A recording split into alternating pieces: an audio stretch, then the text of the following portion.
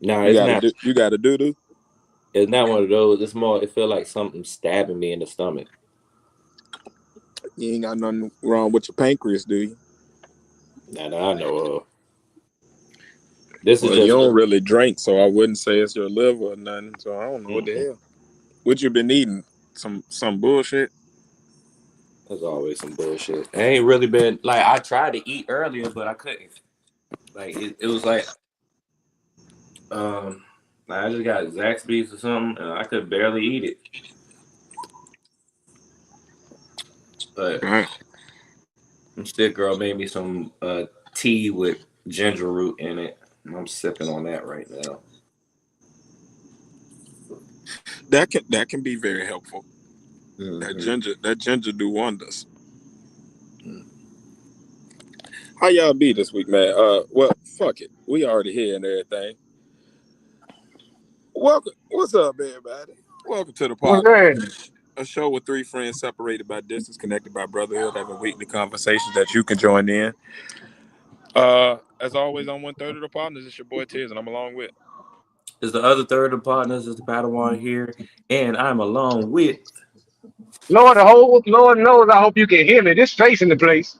I'm Yeah, someplace. we can hear you loud and clear, loud and Well, Nigga, you goddamn right yelling. there. Nigga, you yelling. About damn time. That's how you know he was trying to respond earlier and he couldn't get through. The funny part is I heard him at first before he left and came back. I couldn't hear nothing, so I just left. True. I can dig it. I can dig it. Hey, I've been having technical difficulties all night, so I totally understand the struggle is real this evening. Well, I'm gonna You give know, everybody a forewarning. I'm still on the road traveling, so hey, Keith Kimberly I'm Callahan. dedicated to the pod.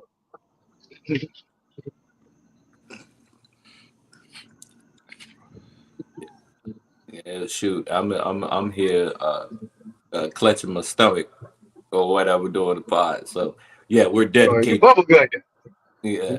Not necessarily. It feels like So, stabbing me in the stomach. face on the road, moving. Pat about to have a bowel movement. I know it.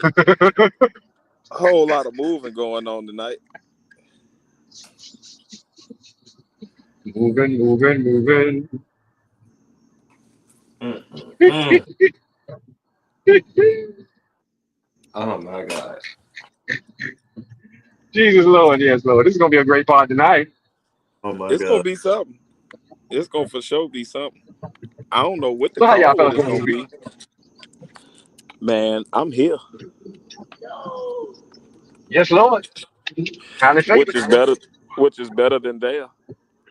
Yeah. Oh yes, Lord. Yeah. So as long I as tell I'm here, everybody every day.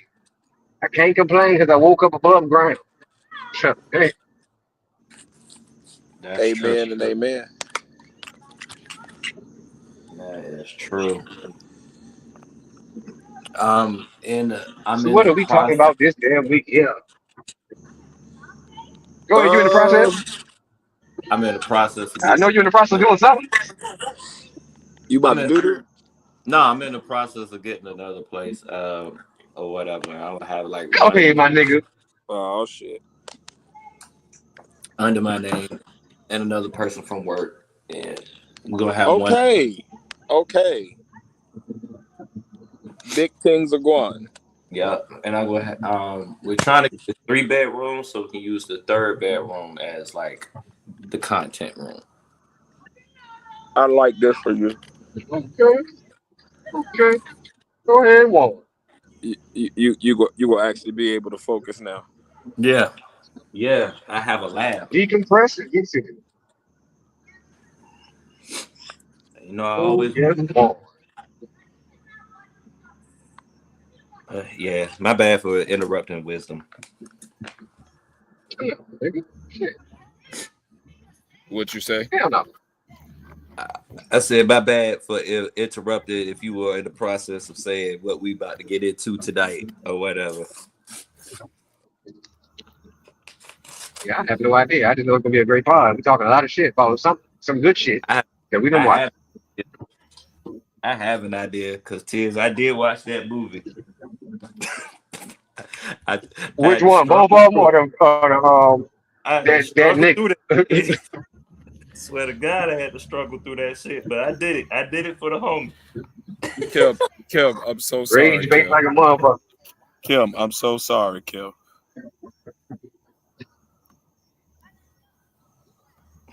Rage baiting like a motherfucker. Right. I'm sorry, Kim. I ain't mean to leave, but I had to go. I'm sorry. I don't want to leave. I gotta go right now. I gotta go though. Be back before you know it. You gotta And speak. hold that thought. Oh shit, this nigga about to Don't go you into the move. bridge. Say, I'm coming right back. Right back to you. You that good Virginia music. Half of music is Fuck that Virginia. shit. I keep telling people that. What you say? I said that good Virginia music, and half of music is Virginian anyway. At least in hip hop. Yes. Between music and sports, Virginia be doing a whole lot. Yeah. That's Yeah. 100. What's up, last call? Peace to you, fam. What's good, my brother? 6K. Thank you. Grand Thank you. Rising. The other partner, yeah. We in here, man. The family is gathered here, man. Tonight, man, we got a packed show for y'all, man. Well, really, it's really two main topics, and then we got, a Tiz top 3 if we have to go to it. But we may not get to it, to be honest, based off the first two topics, man. Tonight it's Podnas movie review night. We're gonna be discussing a couple of movies, and they both were very interesting movies. That's what you want to call it. Each one for their own reasons. Mm-hmm. But the first movie that we're gonna review tonight, I think a lot of our friends and family will definitely resonate with, because when we started our podcast, Tiz came from a sector called the Umar Johnson sector, and that's an area where everybody talk about Umar Johnson, basically, or at least that's how it used to be. Now they talk about each other more than anything, but that's neither here. Anyway, in that sector, there's this guy, Umar Johnson. A lot of people may know him from different TV shows and podcasts and, Instagram lives and YouTube videos. Conscious.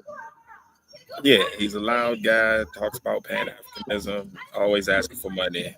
Got a Love school that never donations. opened up.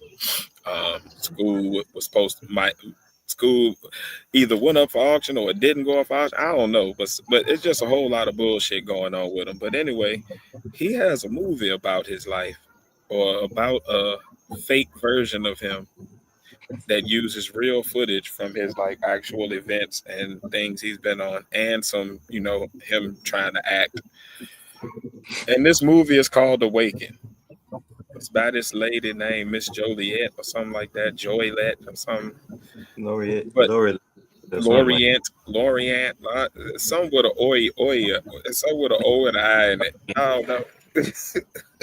But you can find it on YouTube. Just look up Awaken Umar Johnson. And this is a movie for your ass. I sent it to the fellas earlier this week, and I'm hoping that y'all saw it, because I got a lot of notes, but I definitely am interested to hear with I two saw. brothers who are not from the Umar sector, but who know who Umar Johnson is because of, me and just the internet. I'm interested to hear what y'all got to say about this movie. Face. You want to go first, or I got? Well, if you want to take your time, nigga, what the fuck? What the fuck? Like, first of all, I'm not a big fan of low budget movies or B movies, or the movie that look like you just got a camera one day and you felt like doing something. I'm not a big fan of those. I try to be Like the Tubi movies. Yeah. I try to be supportive and shit, but a lot of the movies either start off the same, like you see this, What they always start with a dude getting fucked up and they're like, see this situation? I know, right? Let me go back to when it all started. One of those situations, or it's just it's just draggy. It's just a whole bunch of like scenes that they think is cool that they try to put together to make a story. There's no story behind it. They just making a bunch of scenes that think they would be cool, and they feel like they could, with the scenes, they could build a story behind it or whatever. That was one of my notes too. It had no real narrative to it. It was kind of Mm, like all over the place. Um, so for those that haven't seen the movie, spoiler reviews on anything we talk about on this show because we ain't about to act like we ain't seen shit. So um, the movie is like Umar Johnson playing himself, but playing a guy named Jermaine Johnson. Same, but it's the same shit. It's the same rhetoric. It's the same garb. It's the same events, and it starts with him at talking at some event,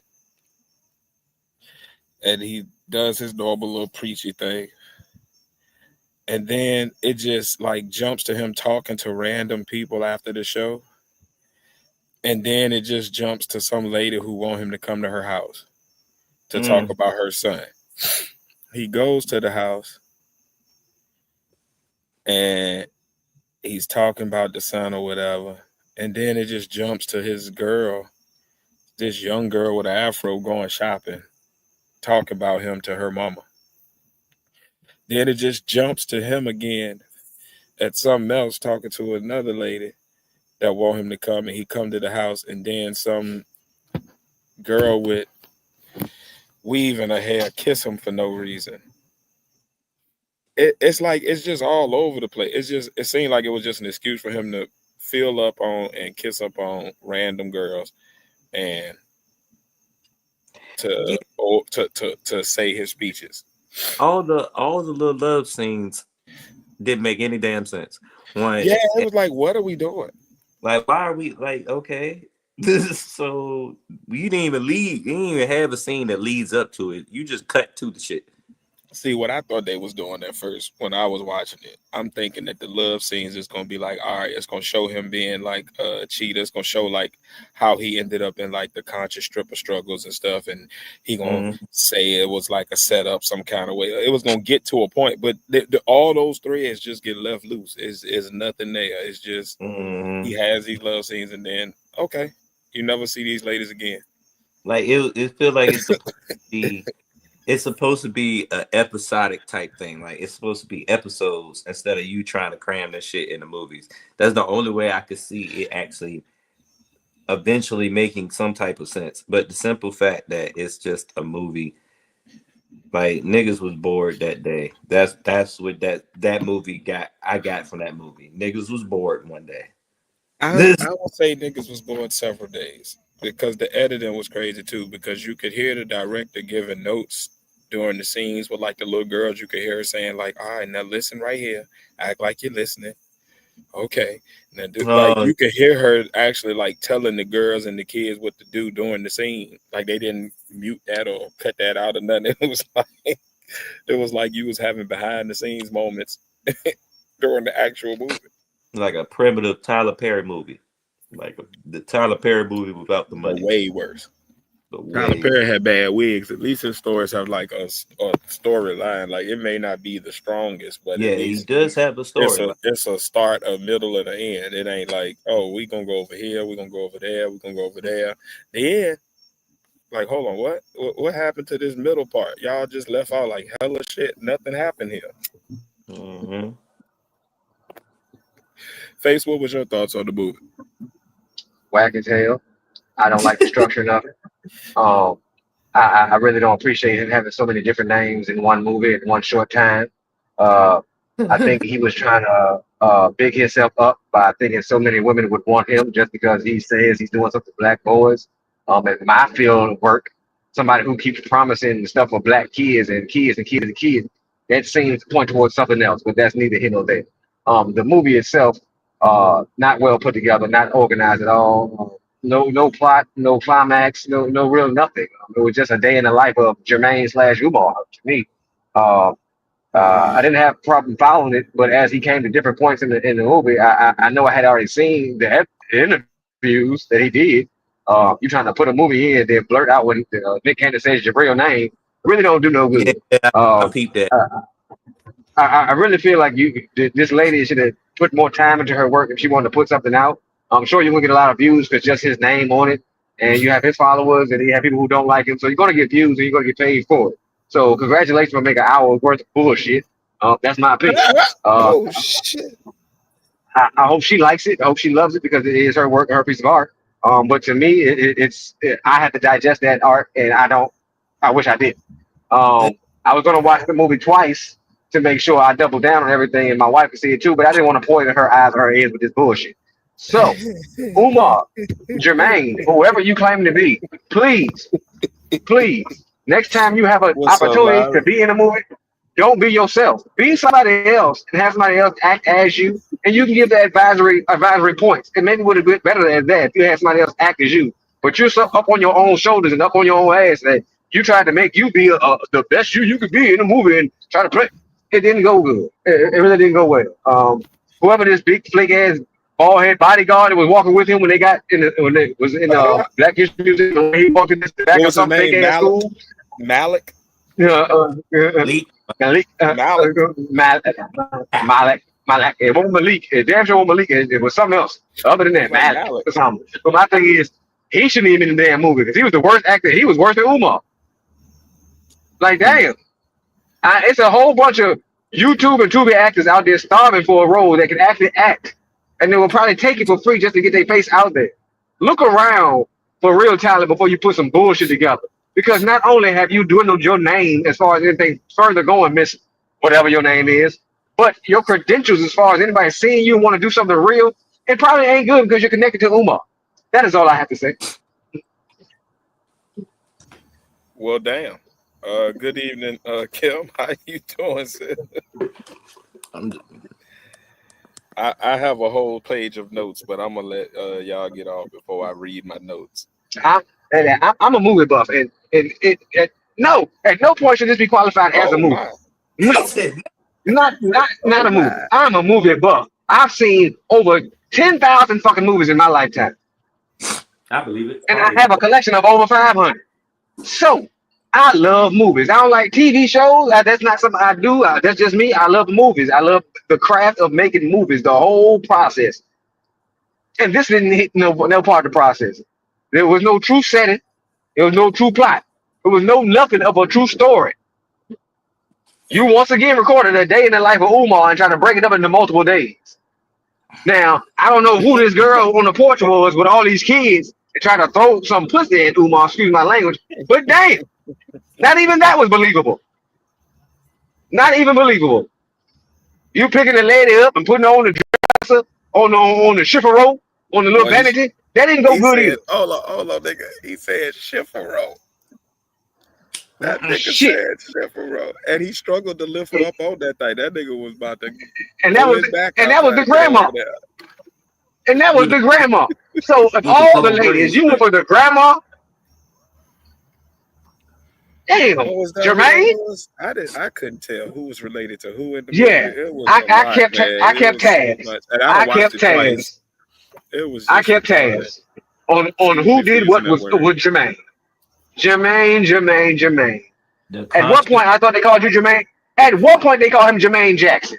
And it was Jermaine Johnson. It was Umar Johnson. Who is this man? Never in one movie has one person played so many different roles and not changed their face. Hey, At least Eddie Murphy had and Martin Lawrence had the decency to put on makeup, wigs, and prosthetics to play different characters. He just said, fuck it. I'm just going to be all three. I don't know who they tried to fool with this bullshit, who they tried to entertain with this bullshit, but I don't even think the Umar followers were entertained by this bullshit. Once again, this is all. you sure? You all right? Oh, yeah, I'm sorry. Understand. Oh, yeah. Okay. Good. Yeah, that shit crazy. I went to introduce Kimberly, and you was like, no. Oh shit. Hey Kim, And you how you got doing, sis? I'm sorry you walked into this fury But good evening. And another thing. You know, shit. Nah, like I said, I got a page of notes, but I want to let everybody get off before I go into any of my. I don't know if it's a rant, but I definitely got a lot of bones to pick with this movie. I just want to know what is the point, nigga. Like seriously, it just seems like he just trying to. Well, I don't know, cause it wasn't him that made the movie, but he was in the movie. So He commissioned that Kim, bullshit. Kim, you there? Because before I say anything, I want to make sure I give you a chance to get off. you might have some Okay, time. she's not on mute. It could be technical difficulties. It's been a night for those. All right, so I'm gonna start my notes, and then when she comes in, I'm gonna yield the floor. Uh, okay. So my first and overarching theme of the movie was that it's funny how closely it reflects his real life in more ways than one. So the way the movie actually runs, right? If you look at how it flows as a movie. No, we can't hear you, Kim. I don't know what happened, but we can't hear you. Um, so the movie, the way it flows as a movie, it starts off like it's about to be okay, like it's about to be good. Then it gets complicated around the middle, and then by the end, it just unravels into a mess. And I feel like just the way it was shot and structured matches a school scam from inception to current status. It's kind of the same thing. It's just a open-ended mess. Um, like I said, you could hear the director giving notes during the scenes with the little girl. So just the fact that the editor wasn't even engaged enough in making this movie was crazy work. I'll go from there once Kimberly finishes. What's up, Kim? Hopefully we can hear you this time. Mm-mm. Nope, we still can't hear you. We see your circle, see your name up there, but we cannot hear you. Can y'all hear her? Mm-mm. Nope. Okay, I just wanted to make sure it wasn't like just my audio or something. All right, I don't know what that is, but yeah. Um, okay. The director of the film also said that during the filming, during the love scenes with the women, he was asking to be in his boxes and take his boxes off. He was being very inappropriate doing those love scenes with the women. And he seemed to be very excited as if he ain't never, been around women like that. And you could also see it during the movie because he got real excited when that girl the weed kissed him. Like you could tell he ain't really want to push her away. Like as a dude, other dudes moves, and you could tell he was like, oh, how about that? Ugh. Like he was getting goofy Mm-hmm. for the women. He seemed like a kid who never got girls who finally got some attention. He really struggled. I don't know about his physical health, but he struggled to pick the lady up with the braids, that older lady. Um, that dump on the dresser, I know her coccyx bone is sore as fuck. Cause he tossed her ass up on that shit, boy. Like that shit was crazy work. Like the way he just dropped her on that dresser, and that looked like that old sturdy wood. Like Face called that shit a chiffaro. You know that's some old Damn school right. ass. That's like having a what you call them damn tall things that hold all your china. Armoire. Yeah, that's like having an armoire. Armoire. Yeah, like you got some old school shit in your career. You got antiques. That's heavy wood. That's mahogany and oak and maple. That got some heft to it. So when he threw her ass up on that damn dresser, I know she was feeling that for the next few weeks. Um, he in the movie, I noticed that he never take accountability for any of the mess around he does. It's almost like it doesn't happen. Like it's a separate part No. of. Okay, we got Kim in the house. Y'all can hear me? Yes, we Now can. we can hear you. All right, I'm gonna hold off on the rest Okay. of my critique and let No. let Go her ahead and get some finish. time. Go ahead and finish. Go ahead. You I'll sure? wait. Yes. Okay. I noticed he just doesn't take accountability in the movie. Like, there's never any point where he has to like fess up or like deal with any of the women that he's dealing with in the movie. He just kind of like skirts around it and then gets married out of nowhere. Um, as in real life, he blames the issues on others and haters, but doesn't hold himself accountable. And then when he grabbed that woman after the little boy got shot, and he was like, I'm leaving. Yes, I am. And he grabbed her. Like, he looked like he's somebody who be shaking women a lot. Like that's a normal. I don't know no Keisha. Yeah, he got like that. I'm gonna shake the shit out of her. I might not hit her, but I'm gonna yoke the hell out of it. Like it looked too natural the way he gripped. Like, when you're an athlete, you could tell when something is muscle memory. Mm-hmm. You know what I mean? Like, I could look at somebody jump shot, the way they get off the line as a receiver, the way they set up as a cornerback or a secondary. I could tell by the way somebody set up in the 3-point stand. Like, how much have you done this? Like, how much is this your body going into his thing? And that his hands went out like, huh, I'm gonna move her little ass. And that's that was disturbing. I will tell you, Karma got his ass back though, because when he had on that little blue vest suit and he was coming down them steps in the backyard, them steps was fucking his knees up. Hey. Boy, he was soft tipping down them damn steps. Them shit was beating his knees up. The confusing part of the movie is that out of nowhere he just gets fake married. And he never finishes the plot about what happened with the conscious cougar or whatever, or this little dude that was supposed to be the supreme hater that looked like a light-skinned Nino Brown. Like, it was just like all these loose threads that was just like planted, but nothing ever manifested from it. So it just kind of mirrored again the real school scam. It's just like all of these little things that we're gonna have a midwifery program and make some midwives out of these women. And what? Your school for all boys though, but you ain't even got.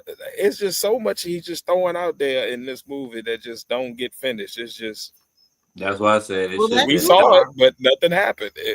So it was like, it was funny that I thought the conscious cougar instead of the conscious stripper was funny, but I think that, you know, he get his knees get fucked up by some steps. He gets fake married out of nowhere, never finishes the plot about the conscious stripper or the cougar or whatever. And then it ends on a school that gets looked at, but nothing else really happens. It just seemed like it was like, oh, I was very surprised that he allowed himself to be in a movie that so closely parallels his real life bullshit. Like, I was like, oh, you just putting it out there now. Like, I'm just Yeah. gonna tell y'all what it is. I don't even care no more. That's gangster. I respect the Yeah. thug in it, because, you know, I'm all about just, well, you just gonna deal with the shit. What you gonna do? Yeah. I paddle, Kim. Well, Got- Shit. I know. Well, you know, when I watched the movie and I watched the producer's commentary. Okay. Give The more movie is a reflection of Umar. That's Umar. Yes. That's what he does. He just goes around and he's meeting these women and getting and having sex with them. I'm gonna help you with your son, and the next thing you know, you screwing the grandmama. I mean, it's like, what? That's Umar. Hey man, can I That's just him. say he got the, I don't know whether it's like water retention or like some disease or what, but he got the plumpest fingers. Them shits look like bratwurst. I know that ain't got shit to do with nothing, but I know that's something wrong when your hands is like that, like swollen like that. Like, what's wrong with your fingers? Like, you got high blood pressure or what? You got too much salt retention? What's going on? I just wish the nigga would get some kind of a fade with the shit he's trying to do with his hair. Like, it just look like he got a haircut and it grew out. And I think he needs to go to a doctor. Man, something is wrong. I think he needs to go to a doctor and get thoroughly checked out. And I really think this movie was just It's Like, there's some it's things like, that watch how he move. It's like it's all. And it ain't off like I'm faking my movements. It's off like something wrong with my body. Yeah, that's why I say I think he needs to go to a doctor and gets like a thorough checkup. Get every test there is to get. I think this movie was just a way of explaining his fuckery. Well, I really think that's yeah. all. I think the movie is just an excuse. I mean, the movie Hey, is Umar. Now, here's the thing. You breaking up. I You breaking up, Cam. I don't know if you got moved to another section, but I wasn't saying anything. Okay. Is this better? Yeah. I can hear you now. Is this better? Yeah, I can hear you. Okay. It was just. I think that okay. I've also watched the commentary from the producer, the lady Marianne Lorient. Mm-hmm. She was butting heads with Umar from the beginning. Umar was not supposed to play himself initially. She had an actor to play him. But you know, he came in with what a friend of mine would call a takeover spirit. He came in and took over, basically. And because she had money already invested, she just went along with it. She was just trying to get it done. But that was not how the movie, according to her, that was not how the movie was supposed to be. Yeah. Said, no. And then he threatened to sue her. He threatened to sue her. He wouldn't sign a contract, and then he threatened to sue her for $500,000. He need money. So she had no idea what she was getting herself mixed up with. She wasn't ready for that clown. What was the lawsuit about? Like what was he claiming? He was claiming that this movie was his intellectual property because he didn't sign a contract to do the movie.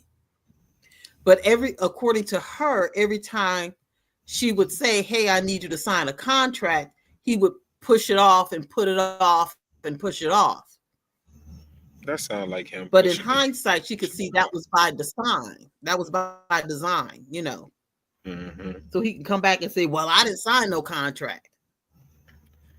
Man, I'm gonna be honest with you, man. I think this movie about to end in real life like it does on the movie, with just like it's just over out of nowhere. Like I think he's gonna be begging for money one day, and then all of a sudden shit just gonna get shut down, and we're gonna be like, "What happened?" And he gonna be just gone. And you're gonna hear about the lawsuit later, but he gonna be just out of here. And I think he gonna try to dip. I really think he gonna dip to Africa, and we not gonna see him no more. I think he gonna do what Polite should have did. I think worse. What could be worse? Self-deletion. Oh no. I do. I think you think that intense? No. Not so much. I think worse. He loved himself too much to do that. I think better. But does he? I think so. I think severe imprisonment. Won't let him do that. What? Severe imprisonment? Yes. So fraud do you charges. think that if he gets to a point where he's charged with all the things that he could potentially be charged with, do you think he would do that or go to prison? I don't think he's gonna go to prison. I think that's where we all differ. Like I think he may get charged. I think he may lose the money and like have to do something else or pivot. He's already lost the money. The money already gone. So what I mean is I think he's gonna lose like the following he currently has. Cause like when I see, all right, so I'll be watching, like I notice like when certain people start shifting away from people, they be having behind the scenes information that everybody else don't necessarily have. And to watch Joe Budden, who's put him on the podcast and talked very highly of Umar in the past, to watch that podcast start to be like questioning his current state, I would say that says a lot about where Umar's social cachet is in those upper echelon rooms. And those are the rooms that'll move you the fuck up out of here. Once they get tired of you and they can't use you no more, and they see, oh, he about to be a liability, let's get him out of here. So like when they start talking down you and trying to separate themselves from you and all that says a lot to me.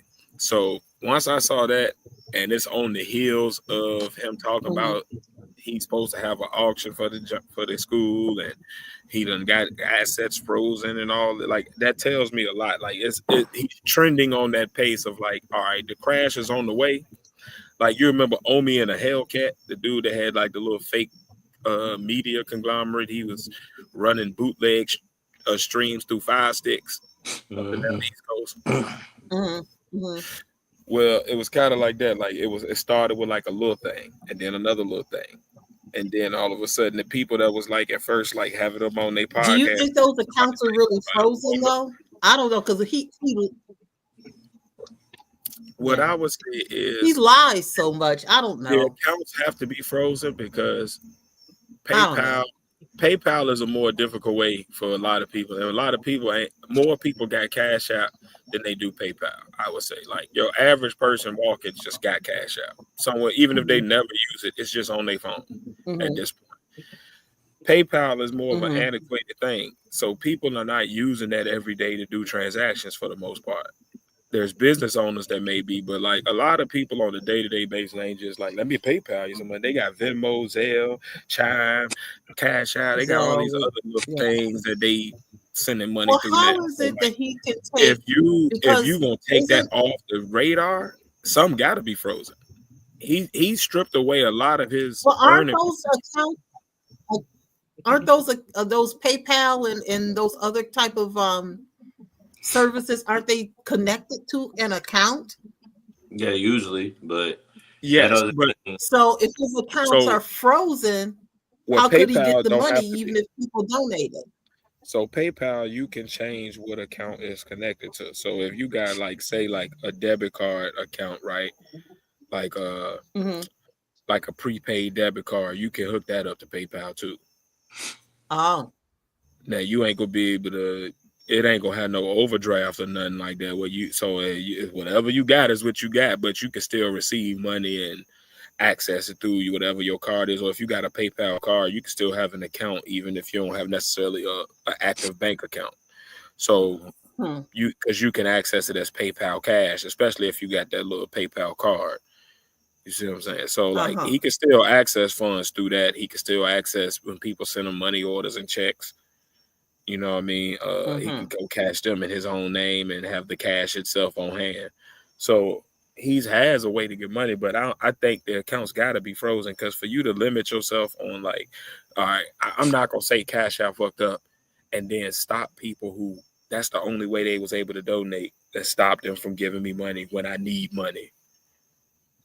So I feel like, again, like his necessity and his narcissism kind of dictate what he does. Like, when Lennon be like, oh, it's about to get cold and he about to start, like a lot of that shit just makes sense. Like if you watch just how people move in general as humans, this shit makes sense. Like, okay, it's getting cold. He's trying to these accounts have gotten frozen.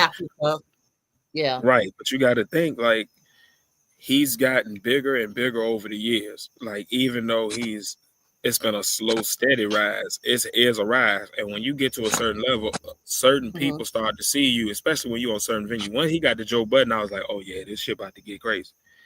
Because that's a bigger platform at this point than even the Breakfast Club. Yeah. So, especially with clips and shit like that.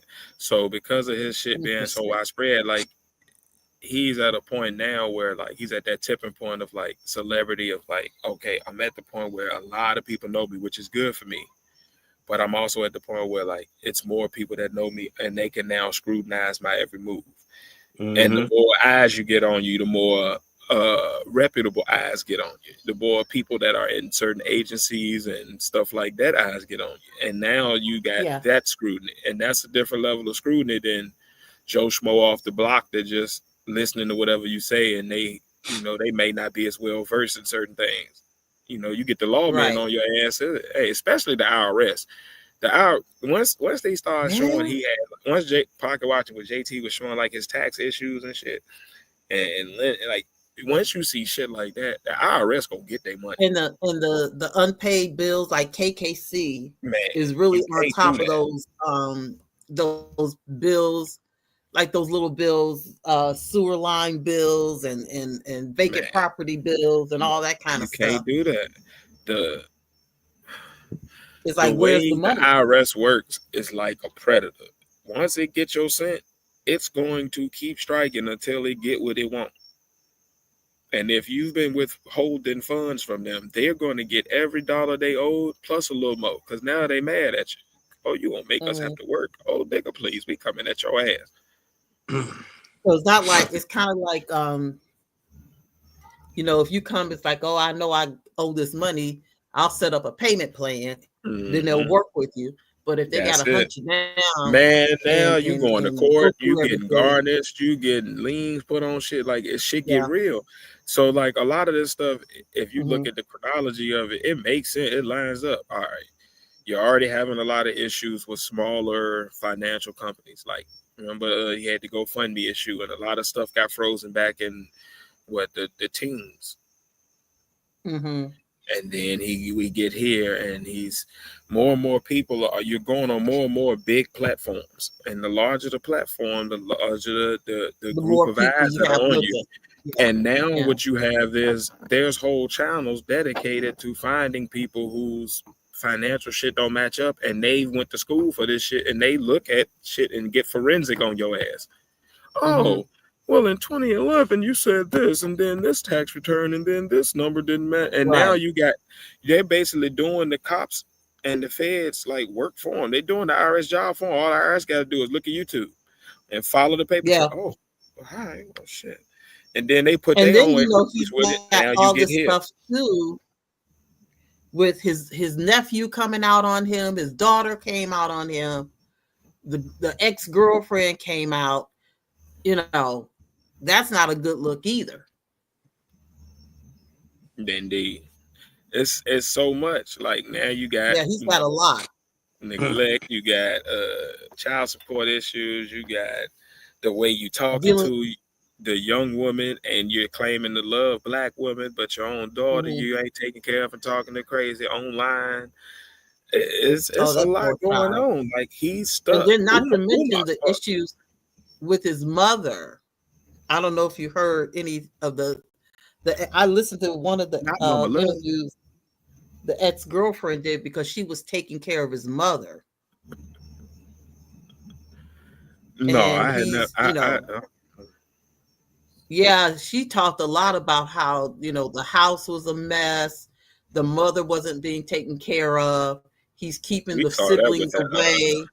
when that camera turned. We saw that. Yeah, that's basically what the house is like. And he's got his mom up in there. The Mom's other sick, right? sibling, Mom has some type of something that some makes kind her of like some kind kind of of house. condition. Yeah, Like she's stuck in the house and needs care. right. Right. And she's not in good shape. Mm-hmm. The siblings are trying to get to the house to try to see their mother, and he blocks them. They fight. He pulled a gun out on the brother once. I mean, it was just so much. I can't even call it all. It was just so much involved. Because, he doesn't want them to come and see their mother, Yeah, that's or he crazy. doesn't want the nieces and nephews to come see their grandmother. That's wild. It's Especially like, what are when you she at a doing? time like that, when you are already fucked up. That's what you would think that would make her feel better. Like see the grandbabies and And then stuff. they can help take care of her, That part too. Do the mother has So, I money? mean, I can But then they understand might, a guy not wanting to wash his mother's bottom, because you don't want to look at your mother's for JJ. But then for that's sure. where you have, your niece or your sister or another female relative can help with that. But Yeah. from what I understand, he's blocked all the relatives.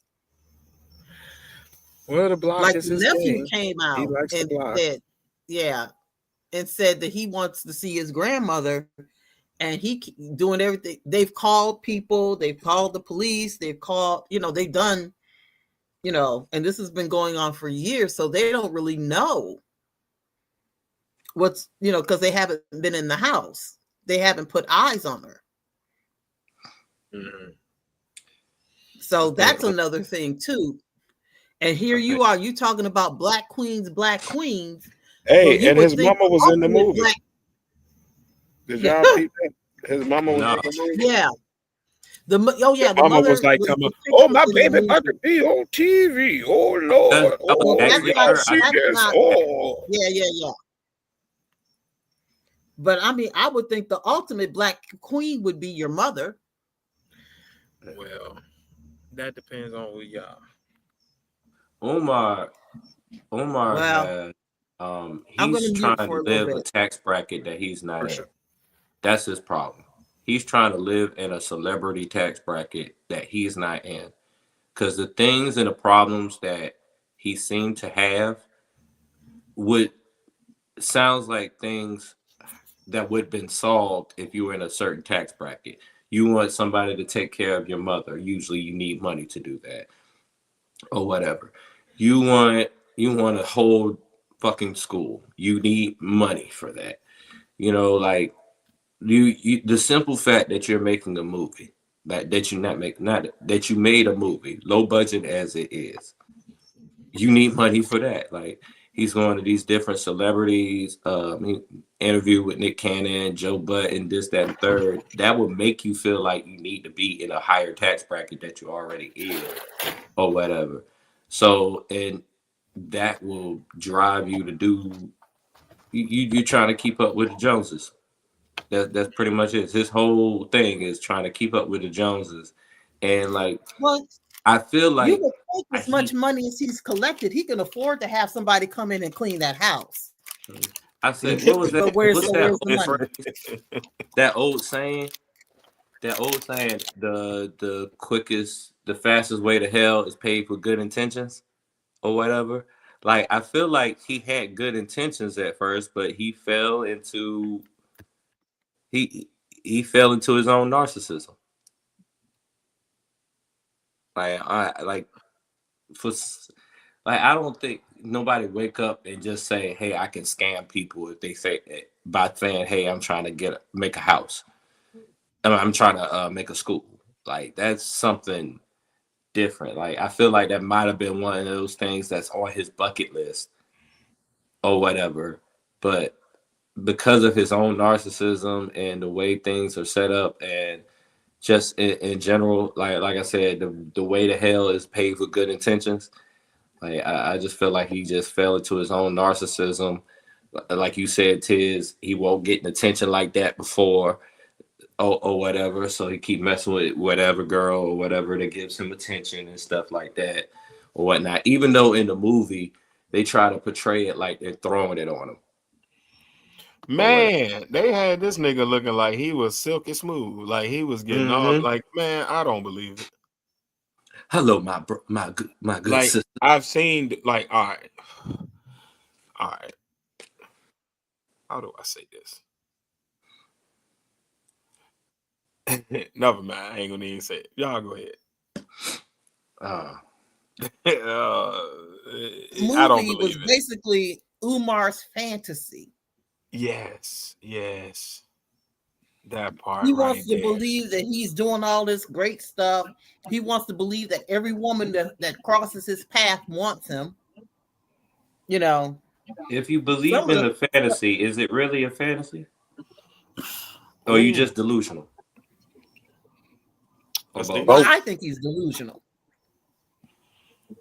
I think in my personal opinion, I think he's mentally ill. Hmm?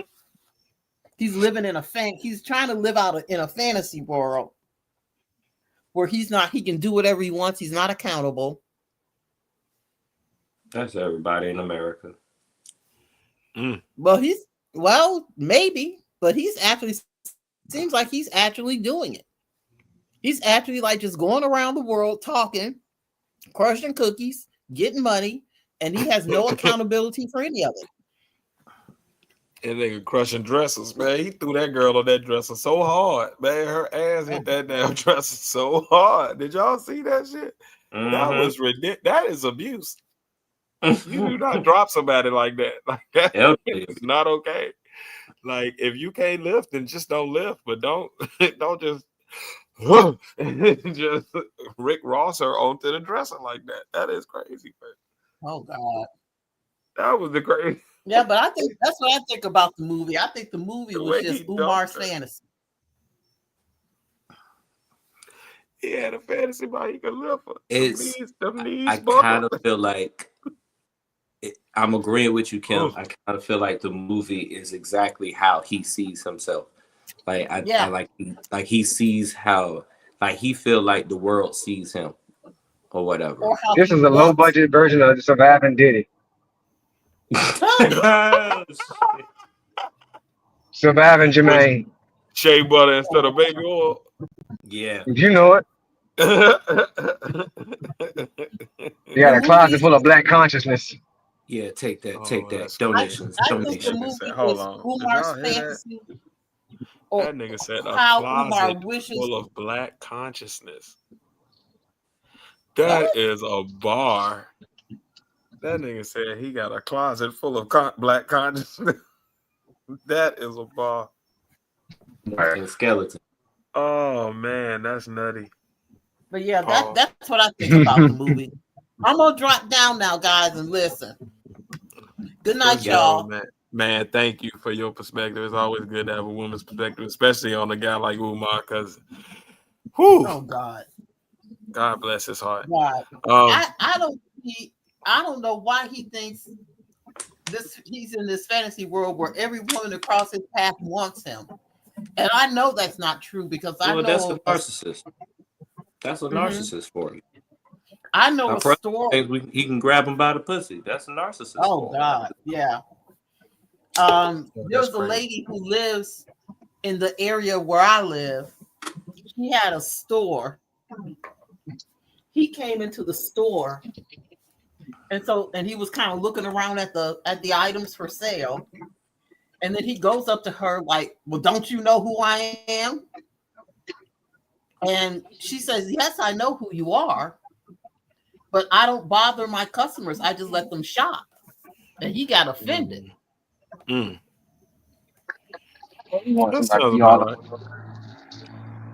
So that's why he lives in this fantasy world where everybody knows who he is and they think he's the greatest thing walking on earth.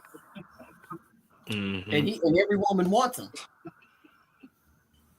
But I mean, if you really look at it, Umar, the president, some of these celebrities are a reflection of how society thinks nowadays. It's all narcissistic. It's all self-driven. It's all all of it's that. So it doesn't surprise me. Ultimately, it's sad because at some point you got to realize that this is not your real life. At some point, but usually, sometimes when you a person that narcissistic or whatever, you don't catch up to life. Life catch up to you, and then he at home watching it like a highlight film. He at home watching this movie like a highlight film. Yeah, that's it. That's what it sounds. It feels like a family reunion movie. I scored 4 touchdowns for Polk High. Oh shit, that's classic. That's classic. Mary. All right, Al. On that note, gentlemen, I'm going to say good night. Good night, Kim. Good night, Kim. Good night, Oh man. Well, from somebody who can't build bonds to what happens when your bond is so strong that you literally have to discuss what happens if you're gonna be together forever. There was this movie called Together. Face threw it into the mix here. I'm gonna let him start. I have a nice string of notes, but I'm gonna let him start before I get into the themes and things I took from it, because he was very excited about sharing it. Yes, I've been waiting for this movie. I've been waiting to see this movie for like 3 months. It came out July 30th. Together. It's sort of it's pinned as a movie, but it gives you more than it just watch. I told the watch as not our close friend. I told them to watch it with their partner. I knew What? they had like What? a close What? relationship. I said, What? What? Right What? it back. Breaking up. going through trees, going through trees. Hold on. Can you hear me? Yeah. It's like as soon as you start talking, What? Going through trees. Going through trees. Going through trees, man. Bad reception. Bad reception. I got Can you hear me now? yeah. Yeah. Okay, like I was saying, I told everybody who wasn't my friend, who is in a relationship, to watch it with their partner. Because to me, the overall theme was togetherness, or when you get in a couple, what You going out again. You're going through trees. You're going through trees. You're going through trees. Them trees fucking them up right now. Hell yeah. I'm gonna give him one more shot, and then I'm gonna start going through my list and let him catch in when he get completely. just go ahead. No, Just go go ahead. ahead. You sure? You can? Go ahead. Go ahead. All right. So I'm gonna give the overview of the movie, and then maybe by the time I give the overview, you can come in with your themes and your takeaways and your like the stuff you got. All right. So on the overview of the movie, man, basically you have this couple, right? This little Caucasian couple. The dude is like a musician, but he's kind of a struggling musician. And then the girl is a teacher. They are very much the complement to each other. They get along pretty good. They kind of the stuff that she sucks at and don't know how to do or don't want to do. He's kind of on that and vice versa. So they work well together. And then they move into this cabin. I guess the cabin used to be his dad's place or somebody's place, but it had like tools and shit from his dad and shit like that. So I don't know whose place it was, but it was somebody's place. But they move into this joint and immediately shit starts to get weird. He sleep and he starts to hear his wife's voice saying, "Oh man, I can't really sleep with them looking at me." But she's actually asleep and he's looking up and sees some creepy shit and boom, thing goes to black and we go to the next scene. But basically, as the plot goes on, you find out that there's been a lot of weird shit that goes on in this area. That's kind of a secluded, wooded area, and it has this old fountain, spring. I don't know what the fuck you want to call it, but it's some water shit. It's like a little hole of water, but it's underground, and people keep falling into it. And when you fall into it or get near it, the person you with, you whatever y'all bond is, it gets super strong. So you want to be with each other like all the time. Your body is literally being magnetized almost to your to the other person. So it's kind of crazy. Like you can literally watch them like there's an invisible force like yanking them through like the shower and shit, beating their face up against walls, trying to get them to the other person as the person goes away. And it has some kind of radius on it. So like when they get outside of like a certain amount of miles or whatever, like it cuts off. But if they're anywhere within radius of each other, it gets like literally magnetic. So as the movie goes on, the dude thinks he's going crazy, so he's going to like therapists and shit. He's on medication now, and the medication makes his muscles relax, but it doesn't make his brain relax. So he still knows what's going on, but his muscles stop moving basically if he takes enough of them. But basically, the movie.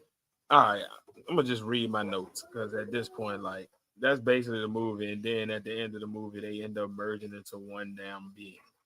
But that's what basically it goes on. So at the beginning of the movie, my thoughts were these dogs were doing what with each other? Were they fucking merging, centipeding?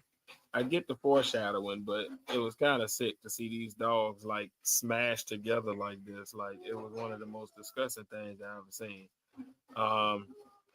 The little Franco kid was in it, so that was good. Not James Franco, but his little brother. Every time he's in a movie, I feel like the movie is pretty good. It's kind of like Jonah Hill. Like when I see him in it, oh, it's gonna be all right then. So he was the lead character in that.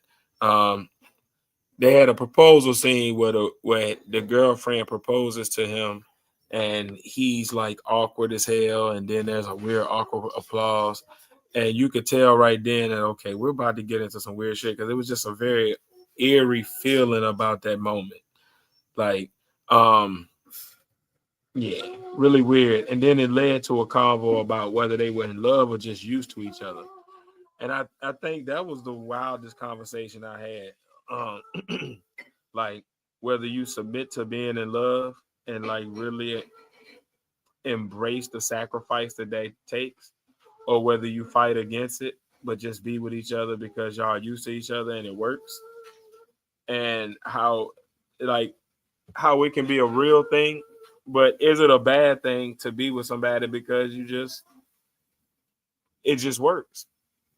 Um, I think for me that was the biggest conversation or like biggest thing that I'm going to be analyzing or thinking about after the movie.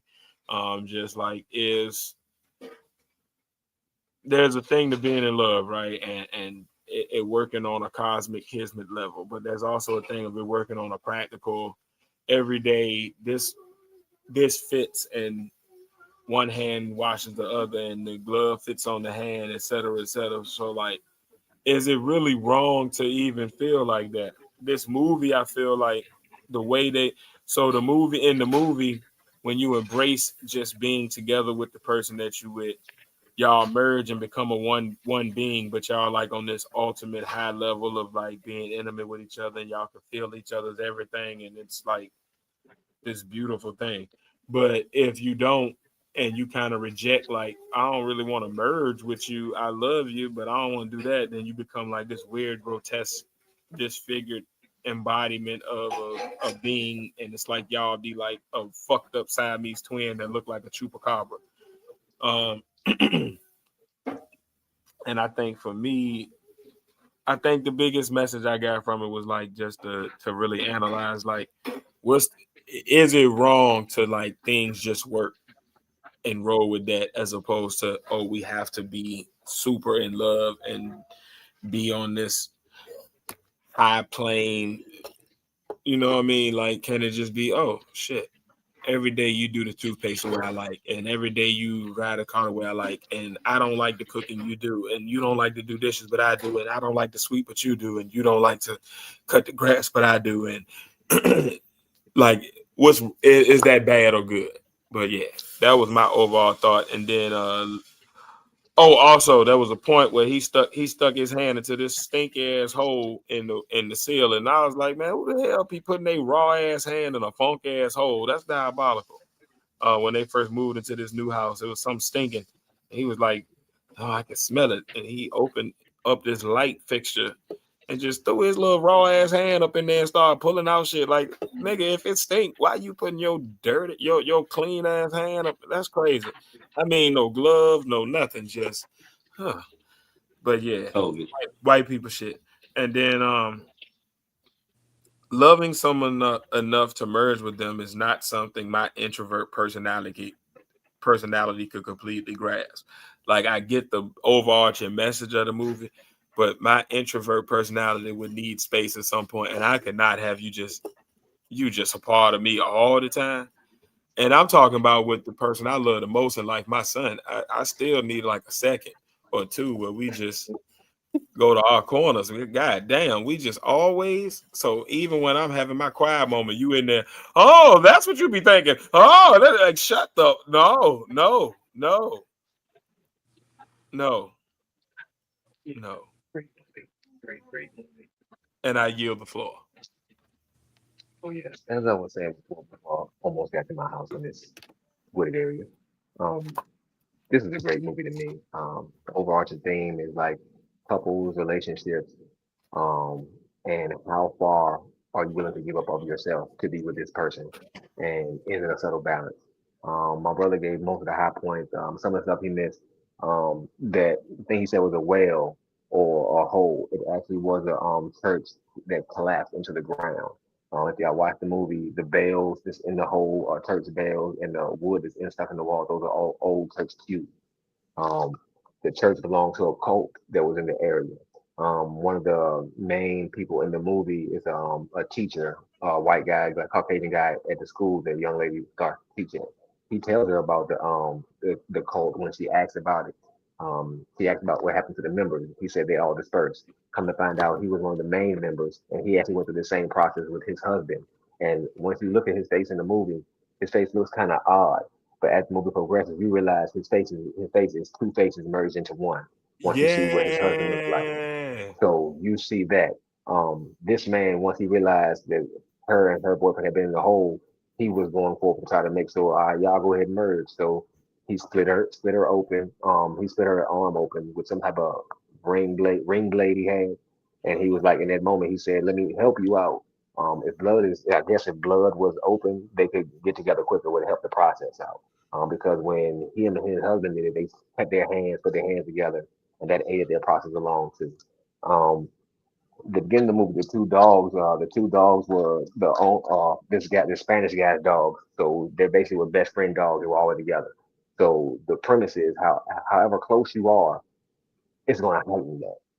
The couple that had got lost in the woods, the guy and the lady with the pink hair, obviously their compatibility wasn't so good because, like my brother said, if you're not that and don't want to be that, you're not going to become that. You're going to become this hideous, grotesque monster, which they were. Yeah. Their bodies fused, but they had two heads, two arms, two legs, but you still see Like the her dogs at the or his beginning of the footprint. movie. Exactly, because they really won't. They were just friends. They weren't in love. They could be together. They were just together because of circumstance.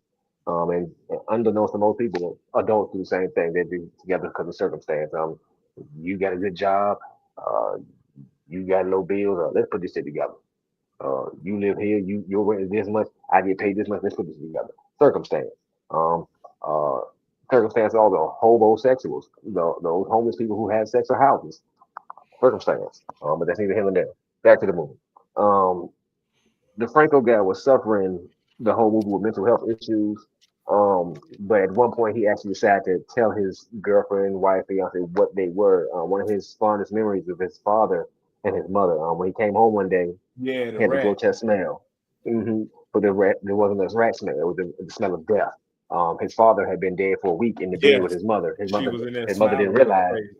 because her ass had dementia or Alzheimer's, so she didn't realize she was sleeping beside a dead body, breathing in that air. But as soon as he hit the house, he smelled it. So that really traumatized him. So he eventually ended up coming out and telling his girl that memory. But at one point in the story, when they're arguing, he brings that up and throws it back at him. That was a real key point to me because it showed that his level of vulnerability was much more than hers. He wanted to be with her so much more, and he was willing to be as vulnerable as he possibly could and share the worst memory he could with her. In the movie, I didn't see that from her. I seen from my perspective, she was like fed up with him with all his BS. But I feel that the fed upness was only aided by her single friend that she kept calling and complaining to. There's a word of advice: if you got problems in your relationship, don't call the person who's never been in a relationship. Don't call the person who don't like being in a relationship because they're not going to give you the best advice for your relationship. Call somebody who you know knows relationships, has been in a successful relationship, or just has good knowledge about how to act in relationships. So I feel like Mhm. all the information and shit she got from this girl just led her down a negative path. At one point in the movie, she told him that she didn't want him no more. She didn't want to be with him no more. And it just, you saw the shock and the pain come from his heart on his face. So Franco did a great job in this movie. I feel like every emotion that he could invoke, he did. And he showed it in totality. Um, as my brother already hit on, it was some type of force bringing them together. So at one point in the movie, when they're just getting back to the house, they really don't know what's going on. He leaves and going to town. He's taking a shower. Every turn she makes in the car, his body automatically takes in the shower. So if he makes the right turn, his body slams against the right wall. He pressed against the wall. If he goes straight, his body goes back the other way. His head drives at the wall. So they're connected without even knowing it. He finds out before she does that the signs are just in his face, so he's already seeing stuff, but he don't know if it's what's going on with him or what's really happening. At one Mhm. point, he's supposed to go back to the city for a band competition, and she goes to work, but the distance between them end up making him sick. So he finds her at work, tells her, I need you, baby. I'm sick, I need you." They end up going to the boys' restroom outside, end up having sex. But during this process, Anytime they get too close, they get stuck together. So Mhm. after sex was finished, they were stuck together. Like you would imagine two dogs getting stuck together in real life. So nothing he could do or she could do could separate them. Little boy came in the bathroom, saw their feet, reported to the teacher. Teacher came in, but at that point she shoved him off him, ripping him out of her, causing her to bleed and him to bleed. So when she comes out of the bathroom to confront the teacher who's in the bathroom, the teacher sees the blood and is like, "Oh, it's just a woman thing. Okay, just next time try to make it to the staff bathroom." So nothing really transpired there outside of the stall. But you can see in that moment the strength of whatever this connection is, because as soon as you get too close to your partner, y'all are stuck together like glue, like super glue. I don't know who's ever had super glue on their hands before, but that shit ain't gonna play. But Mm-hmm. overall, like I said, the theme of the movie to me is all about relationship. It gave you in a horror trope, but in a true relationship, how much are yourself you willing to give up? Don't give up too much because you have to be individual. What happens to you if your other person passes away? What happens to you that other person no longer wants to be with you? That stuff you've given up. Can you figure out how to get it back, or are you at a loss for whatever you've given up? So my advice from the movie: when you go into a relationship, a serious relationship, have that conversation with the partner. You know what I mean? And I don't feel like there was a lot of conversation in this movie about what they were willing to do for each other. He was just willing to do everything. He moved out of the city, gave up his music dreams, gave up his friends. So new setting just for her and her new job. You saw all of his commitment to her, but at the same time, you really didn't see no backward commitment to him based off what he sacrificed for her. At the end, like my brother said, they end up fusing into one, but I feel like it's going to be a sequel to it based on how the movie ended with her parent showing up for that lunch date and open the door and seeing this thing right here with a man woman face and a bob cut and in a boy suit. So that's my take. Pat, did you see the movie? Do you have any takes? I wasn't able to see the movie just yet, but I did watch the trailer, just so I can get a gist of like what y'all were going to talk about and stuff. And I did see that this movie was coming out. It was a trailer I seen before and everything, but this shit sound crazy as hell or whatever. And Um, Go ahead. I'm sorry. no, I'm going to say something outrageous, and it's going to be a hot take or whatever. Um, how do you think the trans community feel about this movie? Nigga, what? I have a thought. I have a thought. Because in I'm all lost. actual, All right, y'all got it. oh no, I know what he going with. I know what he going with. In all actuality, this movie it shows not a single person's transition, but a couple transitioning together to become something they were not before, fusing Mm-hmm. themselves together. Now, I don't know what the experience of a transsexual is because I don't know none. I'm not one and not trying to be one. So from what I see from my job, because I got some in the good where I work at, I see it as a process for them. Some have mental health issues that need to be attained to. Some don't. Some is a personal choice of them because of whatever their life is. But in this movie, the transition from being, hey, I'm me and hey, I'm and you're you, to there's no longer a separation where one is like a transformer. Totally. Uh, Optimus Prime, more than meets the eye. Because once you start talking to this thing that their parents open the door with, what's going to happen? Are you going to converse with it as your daughter? Are you going to converse with this as your son-in-law? What is? So I don't know where they're going to take the next part of it. Hopefully, it's a sequel, but I find it's going to be just as interesting because you still have all the main characters still alive. That guy who probably called is still alive, and everybody who's involved in it or has been it has one of these little church bells on their front doorstep that signifies they're part of it. So hey, Mm-hmm. I just could Um, see, I could just see somebody doing some kind of a reach with this movie, some type of way. That's why I asked that in general. Whatever. So I will shut up. I can see you I too. was I can gonna definitely see. ask y'all as the last question from this movie. When it comes to the conversation about being in love or just being used to each other, like shit just kind of working out and we circumstances just kind of make sense for us to be together. Do y'all think it's a bad thing? Or and if so, why? If not, why not? But like, do y'all think that it's wrong to like? Could y'all be in a relationship where it's not love? It's literally just shit works, and vice versa, or does it have to be like, oh, we actually love each other? We, are on that level. And speaking for myself, I've never been in a situation like that where it was just convenient for both of us to be together.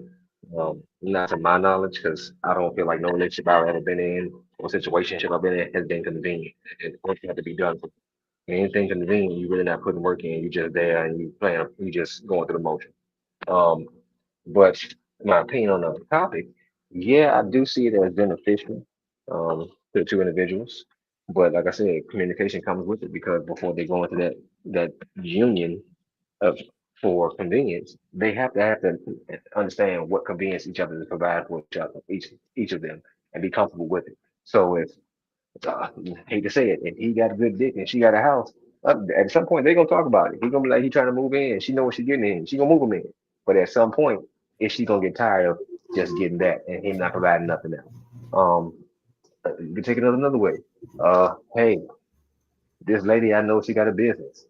This dude I know he got trucks. So they gonna start fucking with each other. Hey, I know we can make this good business arrangement right here because you got this and I got this. Hey, and then we start working together and then end up doing something. That's not a convenience. That's just something that naturally happened because two people are around each other all the time. Now, conveniences, the biggest convenience that comes to my head is the homosexuals, where you got the house and you got the penis. Anything else, I don't see it like that because you look at the sugar babies, he got the money and she got the body. It could be the reverse of a homosexual, but no one considers the female the homosexual. So I mean, it can work and it can't work. It's all about the conversation with the They two. But still are. I know it wouldn't work for me. We just don't say it. They still homosexuals. Yeah, We just don't yeah, say that. I you think got that right. homosexual is like the reserved word version for Yeah. whatever those type of girls are. Whatever. I'm gonna say this, and we can probably end here. I'll go ahead and end it off with my little baby take. But I'll say, man, like I think there should be more looked into the "we just fit" Mm. conversation. Like I think when you look at love, right, a lot of times Mhm. love is conditional. Outside of your children or whatever, a lot of times like love is like fleeting. Like I love the fuck out of this person today, and then tomorrow they get on my fucking last nerve and I can't stand them. But what ain't fleeting is like loyalty and dependence. So like if we all right, look, you always gonna do these things that I definitely need that I don't want to do and can't do. And I'm definitely gonna always do these things that you don't want to do and can't do. And because of that, we always gonna have the things we actually need and want because all of those things are being done by the person that actually want to do them. Like I think that can work because it ain't based off of like something that's like it's based off of a set of conditions as opposed to like love, which this 10 years the conditions are this, and then this next 10 years the conditions are this. If it's just always based off of these things, then we can work with the rest because I can still that still give me room to grow, be independent, and all that shit. But I can still get this checked off, and you can get this checked off, and we both have an understanding of like I'm gonna need this time to be quiet, and you're gonna need this time to talk, and yeah, like I think it can work, and I think I may be a weirdo because of that, and maybe that's my problem in life, but I really believe like I didn't see it as a bad thing, even though the movie kind of set it up as a bad thing, like you're gonna turn into a grotesque monster. Like I don't believe that. I believe you can be a little weird looking, sexually ambiguous person, if you want to be just off the mutual transactional thing. You could be a little weird looking, Johnny Depp looking motherfucker by the end of the movie. Still, you ain't got to look like a Resident Evil character. Oh shit. That ain't necessary. So I don't know. But yeah, that's my take on the movie. I think with convenience, it could be a good thing. It just depends on the end goal. On certain things, like y'all just gotta make sure your end goals are the same. Is that the third? Because I could also see in situations, in general that, like, Faith brought up something. This person has the business, this other person has the trucks, and it's a relationship of convenience. But all right, you met this person, it's convenient for you. Y'all both attractive, so y'all attracted to each other and stuff like that.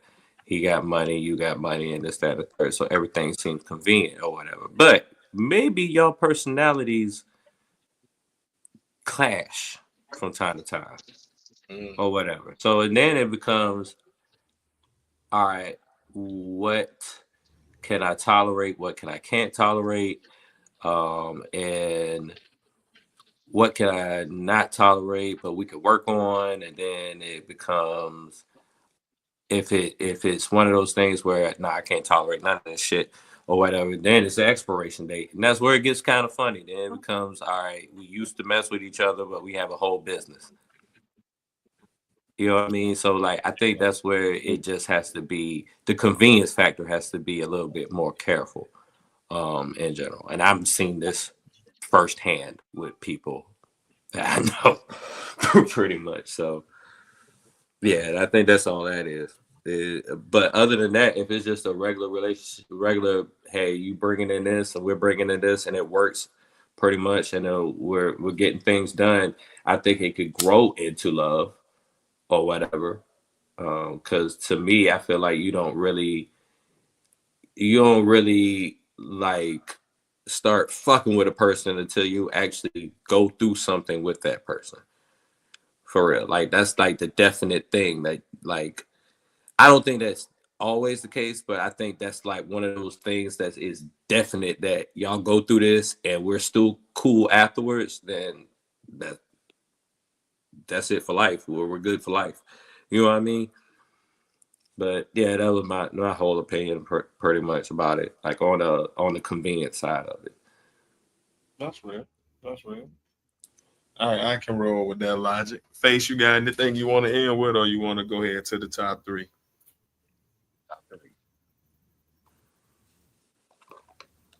Word up. So, as always, man, we got the sensation that's been sweeping the nation. Give me my dust brand in my brew. It's time for the one and only Tiz's Top 3. The only segment that could cause an argument, but it should. Here we go. This week's Tiz's Top 3. It goes with our very first topic of the night. What are your top 3 favorite and or funniest online scammer or hotep hustler moments? It can be any online scammer or hotep hustler. I'll get it started. I think my number 3 was watching Mansa getting destroyed by Pocket Watching with JT on the merits of alternative readings of tax and legal codes and that sovereign citizen shit. Just watching him get broken down and not having any answers for stuff was just really funny. Because he had like a whole live where he invited all of his people to go over to Pocket Watching with JT to watch him dismantle Pocket Watching with JT. So to watch him get stuck on like the most basic of questions was hilarious. Yeah. So that's my number 3. I think with mine, remember that bishop in New York? The skinny dude, little African looking nigga. Bishop Whitehead or whatever. There you go. And you always had on Gucci and Louis and Fendi and Prada. When he got there, and the feds came knocking at his door, that shit was quick. Like as soon as we found out about him, a couple months, like a month or a couple of weeks later, or whatever, he got that karma. At some point, I don't know whether it was a month, a couple months, a couple weeks, a couple days, but somewhere in there, he got his gum up. Real quick. we think it was quick, but we not sure of the timeline. That's true, because It was Feds watch for a good as soon while. as soon as we met him, and then it was a couple of we don't know. It's like Whatever Pat said. as soon as they get famous,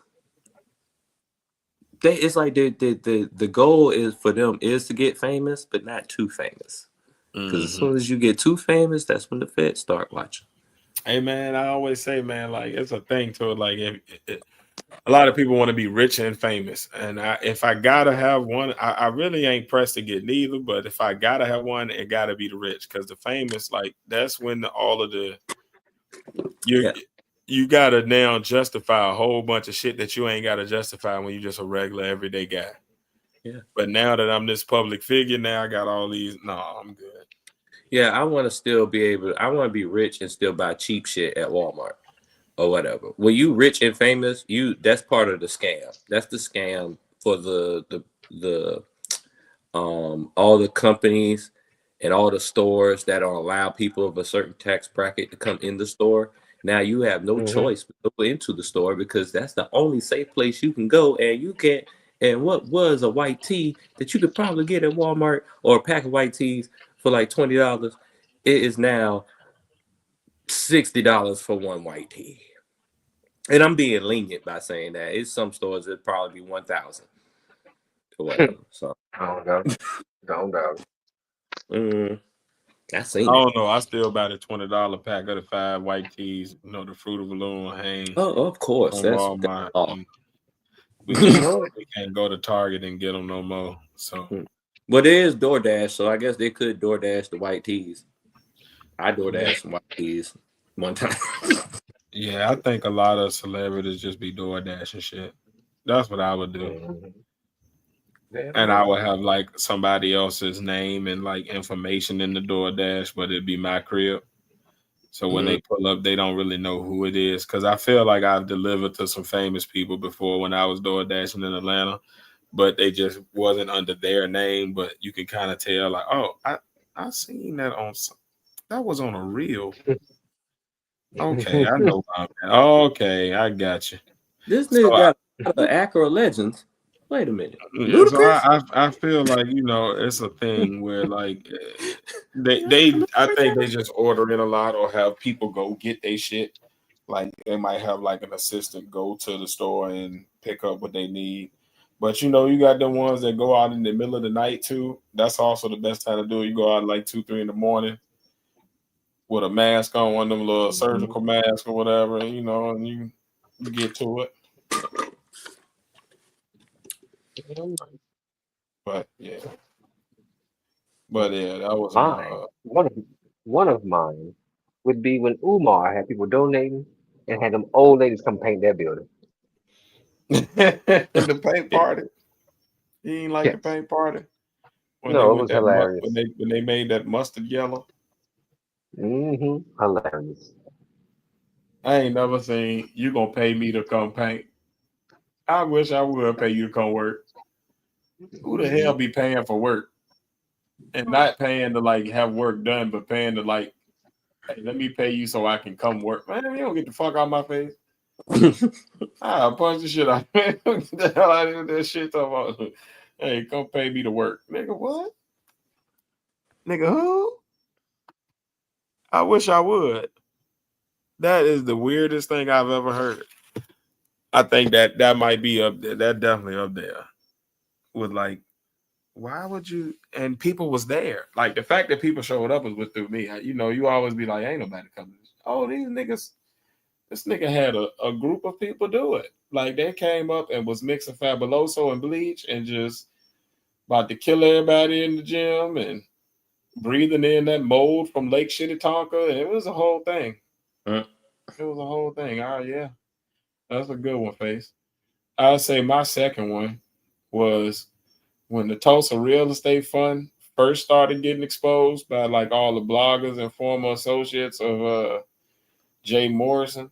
I thought that was about the funniest shit ever because it was like every time it was like the beginning of the Umar Johnson thing. Like one thing I can say is both of them niggas was like polarizing because as soon as you watch one video, your algorithm would get flooded with the most this nigga speaking out to he said he was dealing with him in Vegas. He had a real estate deal. That nigga ain't never did real estate. This nigga knew him from the jail. That's his old girlfriend. Oh my God, it's so much coming out. Like it just be like news after news after news that hit your shit. So it was just like I You had remember a that. rhythm with the O's, yo. I was kind of like bobbing to it, like, And he had gotten so many people caught up in that shit. I remember when he went on the Breakfast Club and he was like, yeah, in Tulsa. And I think people need to stop falling for just because somebody named something after some historically black, that don't necessarily mean it's about to be for black people. Mm-hmm. Like it's just a name. Like really get into the meat and potatoes because this nigga just named it Tulsa and had people just investing. And they didn't even look at the type of investment it was. They didn't look to see like how they was gonna get their dividends or their kickback. They didn't see what the percentage rates was. They just was like, "Ooh, I'm gonna give you my money." And we got to stop doing it as black people. I think that's one of our biggest detriments. Is like we will follow to a fault. Like, oh, that sounds good, okay. And then everybody broke as hell now because you done followed this bullshit, and this nigga running off to hang with the white folk. I used to think it was I used to think that. I'm sorry. like we have collectively like some type of Hey, messiah should go next. complex that we looking for a messiah all the fucking time, like all the time, and then we inadvertently turn these people into targets, in general. But I kind of feel like it ain't just us, especially with this MAGA shit or whatever. But I think we really do have this. I don't personally, but from what I've seen over time with black people, they're always looking for the next Martin Luther King, the next Malcolm X, the next Tupac, They whatever. looking our people or our culture are desperately looking for a leader to lead us out of the bullshit because collectively they can't join together. They for some reason they think they need a ultimate speaker to rally us together. When in all actuality, you got it in yourself. You see the good thing, join the good thing. Be about something other than yourself. If there's nothing greater than you in your life, there's sadness. There has to be something greater. And the greatest cause for us right now will be unity and improving our situation. But we wait so long for somebody else to do it for us that we're willing to follow any goddamn body who's articulate. Yeah. It even goes down to a street level because everybody want to be the big dog, the OG, head nigga in charge or whatever. And then that guy, and then whoever was that guy ends up snitching on all y'all. So You ain't never lied. I might want to go with the second one, or y'all want me to go to my third one? my Okay, my next one is next one. Derek Jackson. Who is Eric Jackson? Derek Jackson. Oh, the nigga with the lady that his wife looked like a zombie when they did that. Yeah, she looked like a Muslim hostage because she had her Everybody was head like, wrapped. blink twice if you need help. Yeah, extra buffed up guy. All his shirts shrunk in the dryer or some shit when he wears them. That guy or whatever, because he was annoying. He looked gay. I don't got the strongest gay dog because I don't really be knowing what the people be gay or not. But he looked gay. Yeah, he got. Well, that's the thing. When you're pandering to women, you're gonna have some feminine gestures. No, he looked gay. And I don't mean that as like a bad thing to be gay. I mean it's like I don't think he liked women in the first place. I think he's pandering to women, but he don't really like them like that. I don't think he into them. I think he like niggas. no, shit, that's on him or whatever. But yeah, I just peeped it. He had feminine gestures, and he's using that to All the single ladies. to tell women that, hey, I'm with you. I know your rhetoric and all that shit or whatever. Like a translator. He was too sassy, like Way too sassy. and I ain't even into calling nigga sassy because I think sometimes that shit could be overblown. Nigga just be having a normal emotion and you sassy. Like I don't like that shit, but yeah, they be using that. He was like womanly. Gaslight. He was very effeminate in his like projection, and the way he would speak and the things he would even speak about. Like, dude, like, how do He you sounds care? like a he sound like he's talking word for word an auntie, like a way a scorned auntie would talk about men or Yeah, whatever. it was Like, I definitely. almost felt like he got possessed by some angry woman or some shit. The And I way don't he know what he did to his wife, but she was she definitely looked like she was under some type of voodoo because the blinked way twice she if was you need staring help. off into the distance, that shit looked creepy. Yeah, she would definitely blink twice if you need help. To She me. looked like one of them lizard people Hmm. that be like all of a sudden they blink and they little reptile eye come down. You catch a glimpse, or they catch them glitching in the matrix where they just freeze up. She looked like she could be in a cult. Yep. Yeah, yeah. Wearing Nikes and purple robes and drinking Kool-Aid. Go Hmm. ahead, I got Face. one for you. The DJ Envy best friend housing collapse. Oh wow. Caesar Pina. Ha ha ha. Oh, is that the real estate dude that y'all talking Yes, about? Yep, dude. Yeah, look, yep. he kind of looked like Norbs from URL, Like a but fat with hair. DJ Envy. Or that works too. I'm just glad DJ Same Envy would nigga. get out of that, and people just forgot after a while. Cause I No, did, people still remember. yeah, people Oh It's no, remember he him. ain't get out of that. it's just the dude Pena ain't got convicted yet, so ain't nothing. Once the first shoe fall, everybody started dropping. They Hmm. still in Hmm. litigation right now, but it's still brewing. All DJ Envy did was make a good effort to try to distance himself from the situation.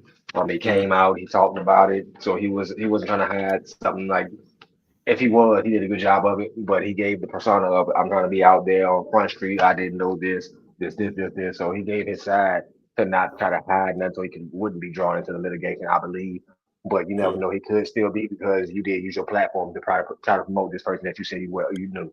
So Now, I mean, if you thought for real that that guy was doing like real good work and shit, okay, but nigga, if you were in on the scheme, nigga, how can he think that when DJ Envy himself says he's in the housing market, he's in the housing thing. He true. moves houses, he flips houses, he does that. So how can you have the knowledge you have and then get scammed by somebody you say is a good friend of yours with the knowledge that you already possess? When someone's bringing you bullshit when you're already an expert or so-called expert, you should be able to see the bullshit coming towards you a mile away. But What obviously the he couldn't. So obviously his skills that he says he had are not there, or this guy was just that good of a con man and got. I'm going to lean to the first one. I would say either DJ Envy didn't have enough confidence in his own knowledge, or or the dude actually had more knowledge than DJ Envy, and he used that to scam him into out of some money, basically. That's the only other things I could think of. And plus, That's it definitely probably good. easy to scam if he thinks of him as a friend. So What I would say is two things. I think it goes two different ways. I think bloggers, entertainers, actors, comedians, singers, etc., should stop calling each other friends when they not actually what a friend is. Like if I just know you because we see each other at industry parties and I'm not your friend, I'm an associate maybe,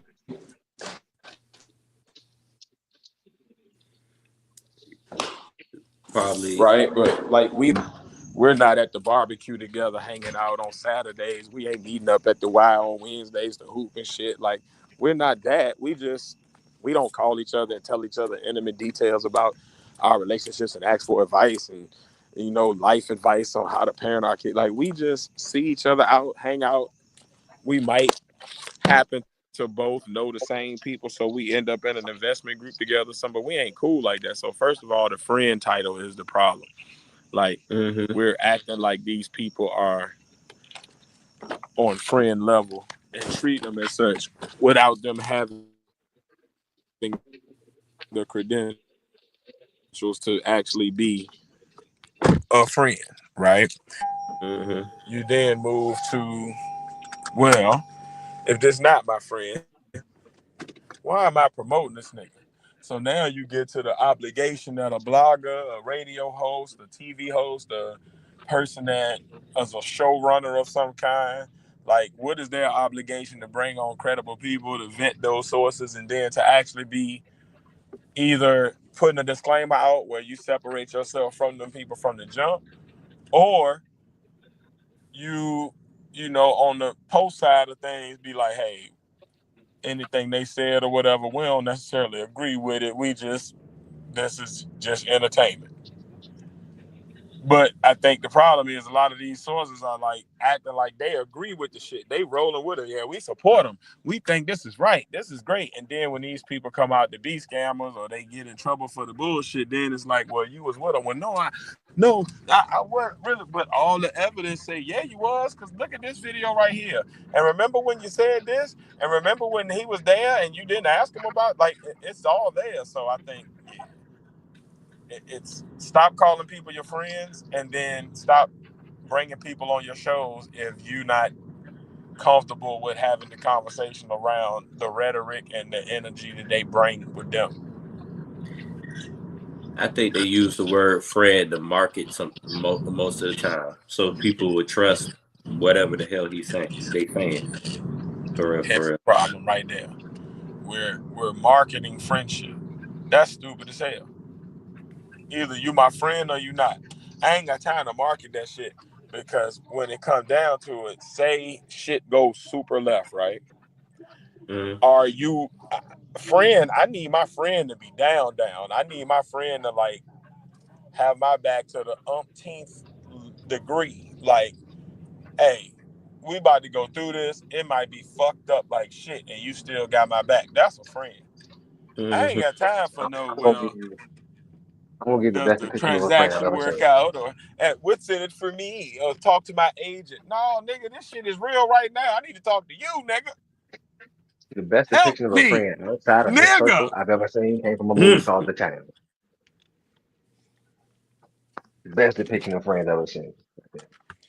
My man walked into the house. He said, "Hey, I need a favor.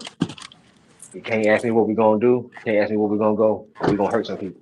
His friend said, "Who call we taking?" Man, that Best word, depiction of friends ever. I think that's the problem. That word friend be getting thrown around kind of like that shit ain't really what like People be people just talking about call no shit, anything. friends. That's what's wrong. People think just because you talk to them, they're your friend. No, friends are tried and tested, tried and true. They done been through shit with you. You know they can hold you down, and you know they gonna hold you down or whatever. But Right. it ain't just somebody you just randomly meet and y'all got something in common. No. When I first met Tiz, we had something in common, but we weren't friends. Tried Nope. and tested. 30 some years later, that's my motherfucking brother. Yeah. Shit. Same go for Pat, damn it. Shit. Nigga gotta Tried and show up tested. every nigga gotta show up every day to be a friend, man. Damn right. It ain't just Everybody showing up show up when you that want first to, day. showing That up when shit it's be good for easy you, that showing up first when it day. ain't good for you.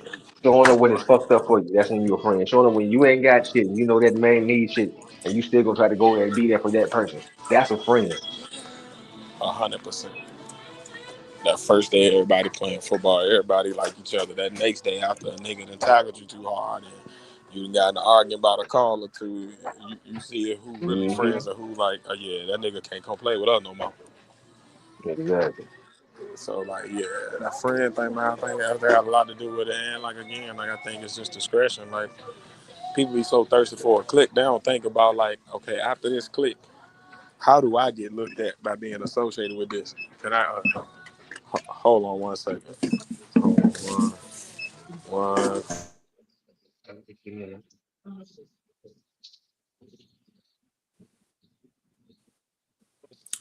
Yeah, yeah. um, shoot. You want to go next, face or? Oh, I You can. said what? I definitely can. Oh, I I was just definitely saying. can go. Um,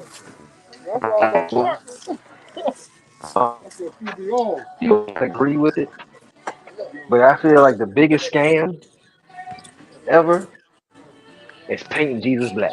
I mean, painting Jesus white. Excuse me.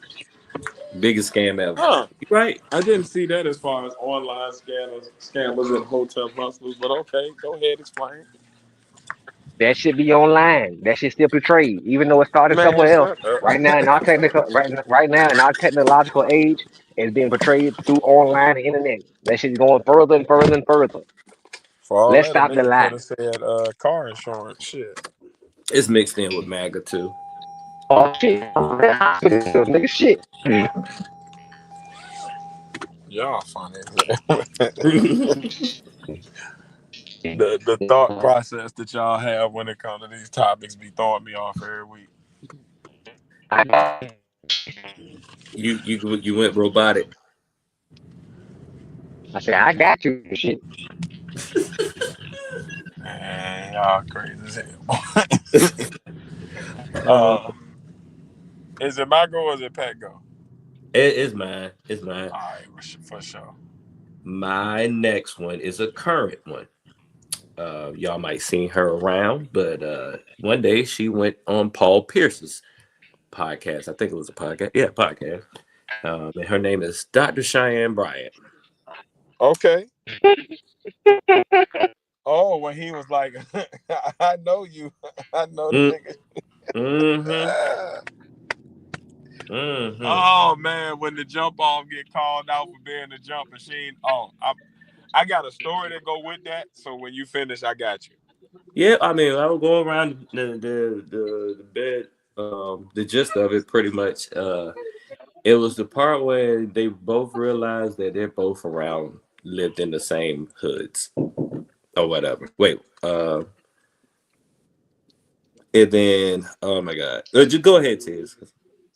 All right, so y'all know I went to Hampton freshman year, right? Mm-hmm.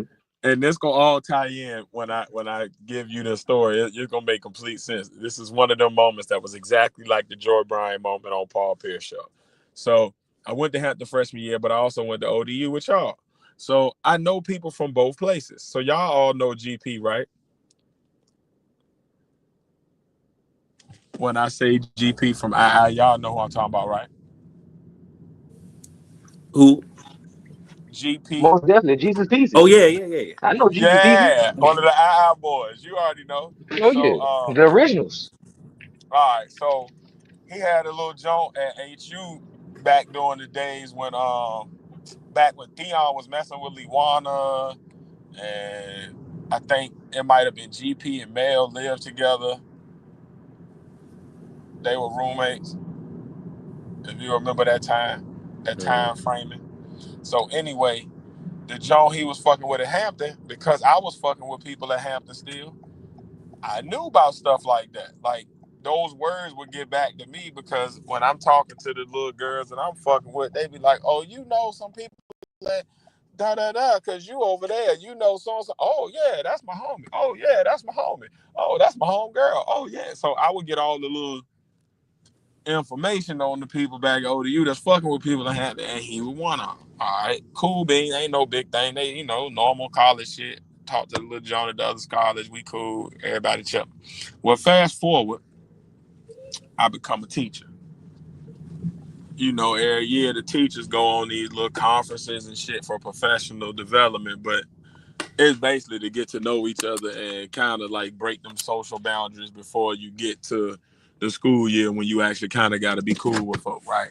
So anyway, we going on this little conference, this little hoity-toity ass broad, and I say hoity-toity in the nicest way, but y'all know what I mean. The little, I think I'm all that.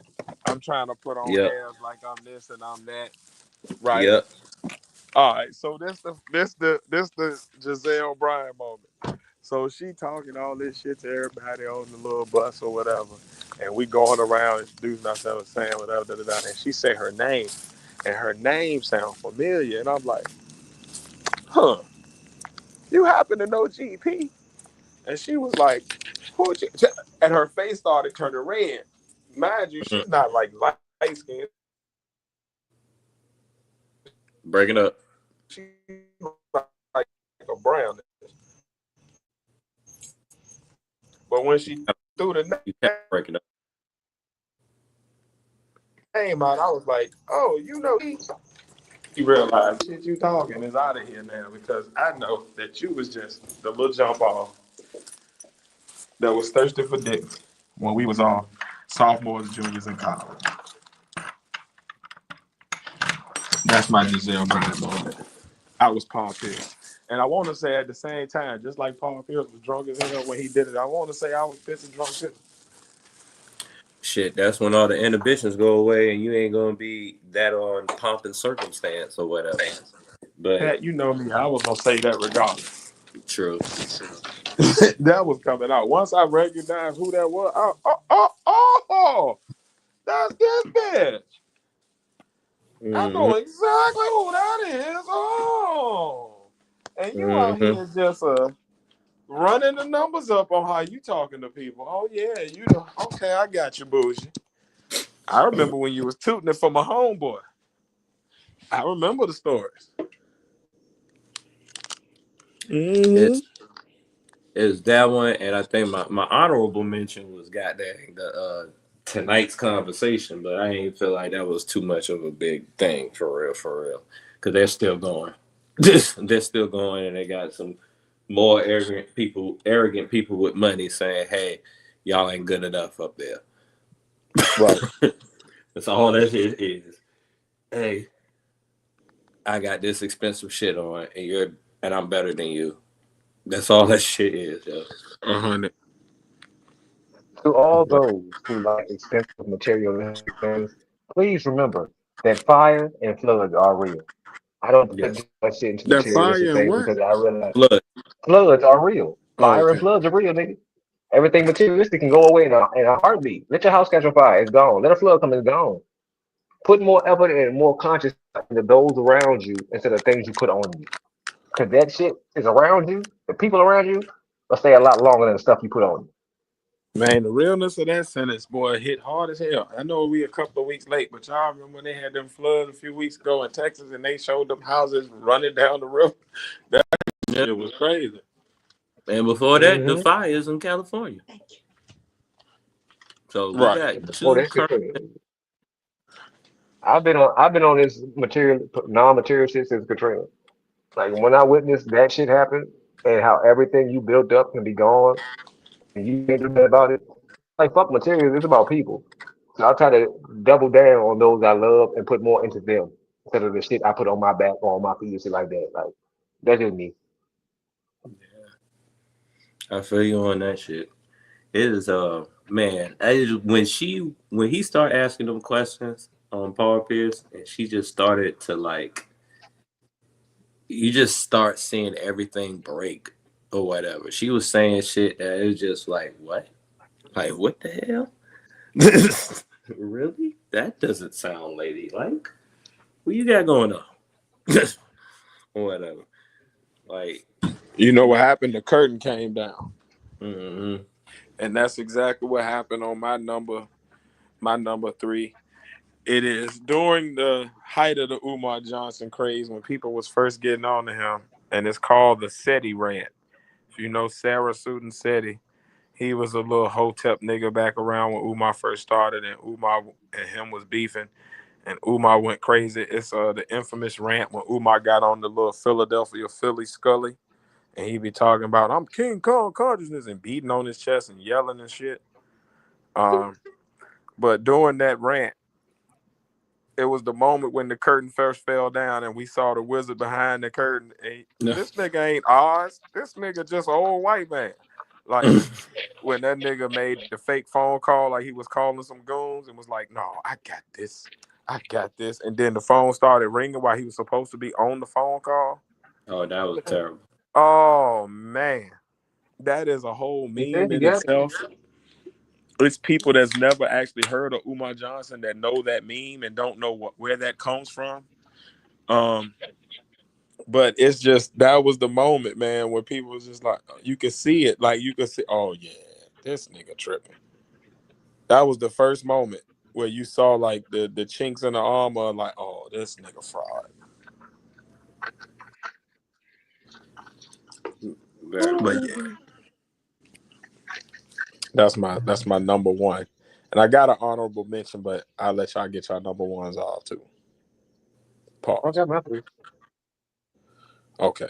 Pat, you still got one, or is it my go for the Oh, I honorable already mention? said it because the Dr. Cheyenne, I did For sure. Bishop, Derek Jackson, and Dr. Cheyenne. Well, to end the show and to just give the honorable mention, I think this is when a lot of us came together and all collectively just became one. When Umar spent the phone around and it showed that dirty ass apartment by mistake, and it showed like all that bullshit that was going on, and he was like trying to hide the fact that he was sitting in the little corner. Oh man, and he was like, "Y'all don't need to see that. Y'all don't need to see that. Donation. I'm in the process of moving, and not a box in sight. It's just trash. People don't be just throwing trash around the house when they move it. It be boxes. It be shit packed up. It be open boxes, closed boxes, taped up by the door.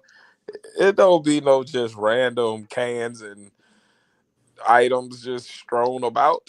That's not how people move. You full of shit, nigga. And it's been full of shit No, ever since. you're wrong, too. So People like the get movie evicted said, they do that. everybody, awaken, awaken. My brother, get out of the one fish, two fish. Get over to the red fish, blue fish. We need you today, my brothers. Get on your PayPal. We don't have Cash App no more. So get on your PayPal. Mail us a money order. Send us a Get your telegram. WhatsApp. Get the Western Union boys to get on their horses and Pony Express that shit to us. But we need your Get your West, donations today. get your WhatsApp up, man. Yes, yes. Tab replay. Then I get blacked out. Oh shit. Terry Blake. Terry Blake. People, don't fall for scams. Get your man right. Get your money right. So if you can see it Realize in who you your with. what? Go ahead.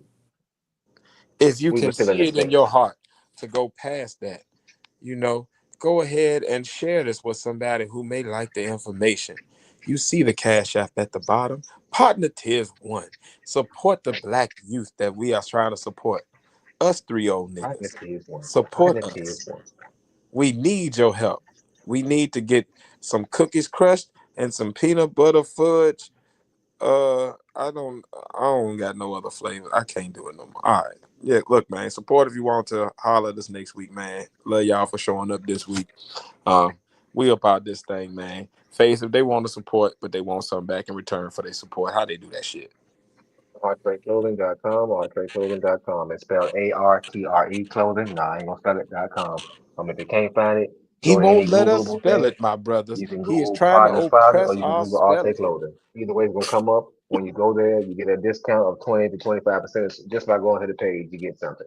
But this is the only place you're gonna find any Art Trade Clothing AC83, and it's the only official place to get the official Partners Podcast merchandise. We got jackets, hats, socks, pants, shirts, anything you can put in your body except shoes. We got.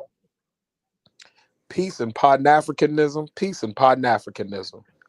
It's your brother, Jermaine, International Partner Day, coming at you Jermaine live. Hughes. And we appreciate all the support. If y'all want to get some merch, please do that. And Pat, if they want to get in touch with us, we don't got the text line like Umar, but you can get in touch with us outside of just the podcast. You don't have to comment here. If you want to talk to us about shit that's going on in your life, send us a reel, send us ideas on shit. How do they get in touch with us, Pat? Oh, right. Just pick any one of your favorite social medias, Instagram, TikTok, whatever the fuck they call Twitter now, X, and pretty much. And at sign THEPODNAS. That's at sign THEPODNAS. And we're on Facebook as Tiz Face Pat All the Partners. So feel free to add us and let us know how much you think Consequence is the corniest motherfucker that ever lived. I think we're gonna get to that next week. I don't know what the hell he going there, but that sounds like a topic. I damn sure will add to that, man. If y'all want to get to us with business inquiries, collabs, anything like that, hit us up at thepodnaspodcast@gmail.com, thepodnaspodcast@gmail.com. Otherwise, man, we about to get about this thing, man. We appreciate y'all for joining us this week. If I can get the word out, we're gonna get up out of here. But as always, man, I've been 1/3 of the partners, man. It's been your boy Tiz, and I'm along with The other third of the partners, the Padawan here, and I have been along with. It's your boy Face in the place. I finally made it my place safe. Hope y'all safe wherever y'all at too. Thanks for joining in. You could have been anywhere in the world, but you joined the partner. Indeed, man. And we about this thing, man. Y'all have a blessed week. Thank y'all for joining us, man. Y'all could have been anywhere in the world, like Pace always said, but y'all was here with me, man. Love y'all. Peace, niggas. Yeah.